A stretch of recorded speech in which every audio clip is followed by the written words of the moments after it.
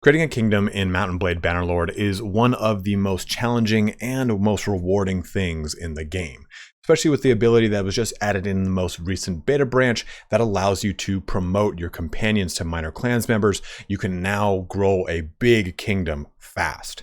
In this video today, I'm going to give you a nice, short, abridged, and updated version from my previous Create a Kingdom guide, which is linked in the upper right corner, that goes over just a quick amount of bullet points from start to finish for creating your kingdom.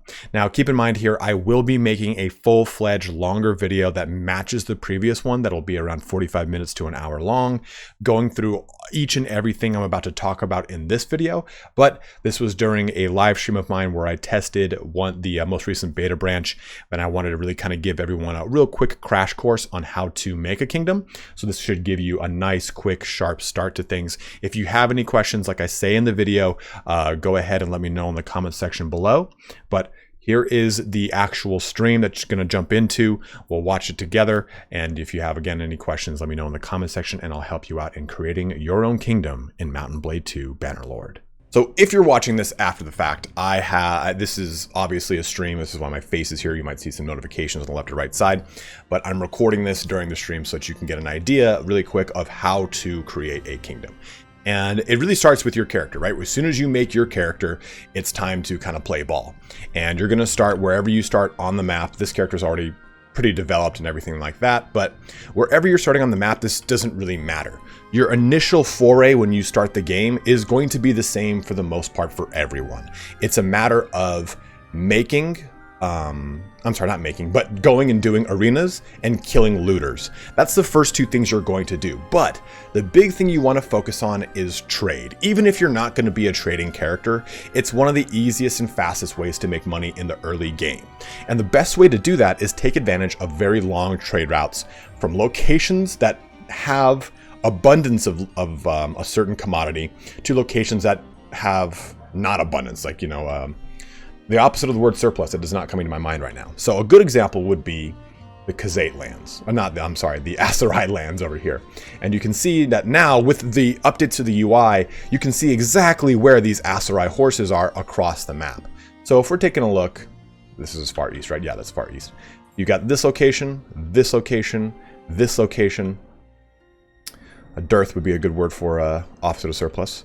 This location, here, so on and so forth. So what you want to do is head down to the south region, depending on where you're starting, of course, if you are in a sandbox campaign. And I'm assuming you're in a sandbox campaign, as that's what most people have been doing lately. You go to the southern location and you grab these Aserai horses and you bring them west over here into Volandia. The whole time you're doing that, kill packs of looters, try and bring your units up to around 30 units. Your army up to around 30 troops, 30 units, and kill looters and do arenas. This is going to get you some really good early renown, and it's going to get you some cool items that you can sell for money. It's a good way to just kind of initially bankroll you. Botania is a good location to also bring those. What you can also do is come over here to these locations and buy a lot of fish and bring it south. So there are lots of commodities you can bring from all over. There's wool and fur over here in the east that you can bring to the west, stuff like that. So when you do those first initial portions, that's what's going to get you a lot of initial money. And once you have around 20 or 30 troops, it's time to start getting spicy. Now, what you got to do here is press N, go to clans, and you have a whole bunch of clans. Well, press minor, and you've got all the minor clans that are around the map that are going to be joining the other factions as they go through their wars. Now, all of these minor clans, some are a little bit more challenging than the others. Like Legion of Betrayed, they're a little bit more elite than, say, the Hidden Hand. And that's who we're going to focus on. Excuse me. Sorry. The Hidden Hand here are probably the easiest clan next to Embers of the Flame. Embers of the Flame did get a little bit of a buff not too long ago, but what you want to do here is, in the early portions of the game, they are not going to be allied with another nation. And you can tell because their flag is just their normal color. And it'll say, let's see if there's anyone here that is allied. This is the very early portion of the game, so it looks like there's not. They'll usually be at war with the location they start off at. There we go. This is part of Botania. So if it says it right there, you know that they're allied with a nation. You should not attack that clan. But Hidden Hand and Embers of the Flame. Those are the two you're probably going to want to focus on. You go and you just start attacking them. You find the smaller portions of their army, especially with Hidden Hand. What you do is you have, again, a 30-man army, so hopefully a good spread of 15 archers and 15 infantry. You have your infantry go into shield wall. All the Hidden Hand are going to throw crap throwing knives at you that do like no damage, and you just have your archers do damage to them. While that's happening, it's going to probably break their morale, then you just send everyone to chase them down. Or if they jump into melee combat with you, you'll probably be able to defeat them with your tier 3 infantry. That's another big thing. You want your army to only go to tier 3. If you go beyond tier 3, you're going to start running into cannibalization with your income, and that is not what you want this early in the game. So to quickly recap here, you're going to do arenas, and while you're doing arenas and killing looters, you're going to trade horses. Once you've traded that and got a nice good sized 30-man army or so, start killing minor clans. And once you do that, it's time to kind of move on to some more, I guess, advanced things. So you want to get married, and getting married is huge because you can actually put someone into your family, which is on your clan, that has very good stats. And one of the good characters that a lot of people have always kind of go for here is Sora here. She's really strong. She has amazing steward. She's got good trade, and she's got charm and riding, which is those latter two skills are not that important. The former ones are the ones that are important, steward and trade, because you can have her in your party and make her your quartermaster, which will thus increase the amount of troops that you can field based off of her steward skill, which is going to be high, and also your clan ranking. But you should really be keeping yourself as quartermaster and adding as much food as possible, giving yourself a morale bonus down here so that you can have food variety +6. This is going to help you boost up that quartermaster quickly if you are the quartermaster. So once you go through the process of marrying her, and again, I'm going to extrapolate all on this more in a much larger form video, but this is just kind of a real quick crash course. You can have her in your in your army, and she'll be able to produce kids. You can have her do any number of things, but it's nice to get married because she also has a ton of armor. Now that is kind of cheesing it. You shouldn't really rely on that because there's any point they could just say, well, we're not going to make it so your wife has a ton of armor anymore. So sorry, you can't do that anymore. But it is a way to get a lot of really good armor for literally $6,000 or $8,000 because that's all you have to pay for your dowry, more or less. So once you've done that, you should be at around clan rank 2. And that's where things kind of become a slog, right? Because you have to get to clan rank tier 4 in order to create a kingdom, in order to press this button, right? Create a kingdom. So I can do it right now because I'm at clan tier 5, not a big deal. But what you really want to do now at this point is either become a mercenary or a vassal in a other kingdom. I know the focus here is to be your own kingdom, but by doing that, it's going to allow you to ramp up your renown game quickly. You can kind of do some other things like skills that will help you increase your renown. I think it's steward here, right? There's a skill that's going to increase your renown, but it's not enough to really make much of a difference. Actually, I think it's in charm here. Yeah. So adventure stories +1 renown for each issue resolved, not worth it. You want this 20% more renown from battles in the charm skill line. This will really help you out when you are a mercenary and a vassal. So by doing these things, you're going to get into these wars. You can create your own little parties here that make your own army. That's going to increase your leadership, and this will allow you to gain renown quickly. So once you get to tier 4, and again, like I've said, this is all short form.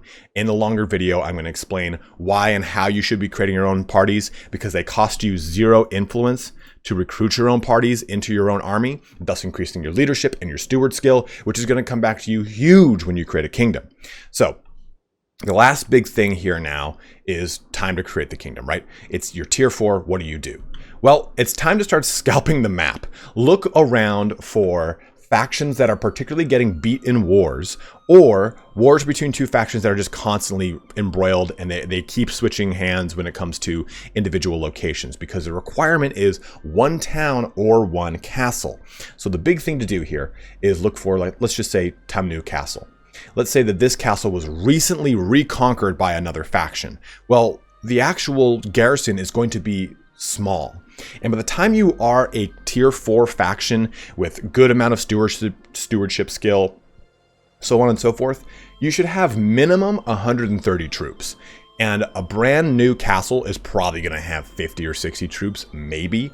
So you go ahead, you plant yourself there, and you take that castle.